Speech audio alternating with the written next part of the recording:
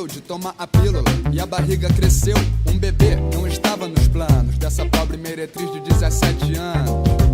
Um aborto era uma fortuna e ela sem dinheiro teve que tentar fazer um aborto caseiro. Tomou remédio, tomou cachaça, tomou purgante, mas a gravidez era cada vez mais flagrante. Aquele filho era pior que uma lombriga. Ela pediu pra um mendigo esmurrar sua barriga. Cada chute que levava, o moleque revidava lá de dentro. Aprendeu a ser um feto violento, um feto forte, escapou da morte. Não se sabe se foi muito azar ou muita sorte, mas 9 meses depois foi encontrado com fome e com frio, abandonado num terreno baldio. Pátria que me pariu, quem foi a pátria que me pariu? Pátria que me pariu, quem foi a pátria que me pariu? Pátria que me pariu, quem foi a pátria que me pariu?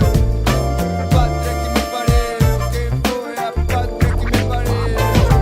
A criança é a cara dos pais, mas não tem pai nem mãe. Então qual é a cara da criança? A cara do perdão ou da vingança? Será a cara do desespero ou da esperança num futuro melhor? Um emprego, um lar, sinal vermelho.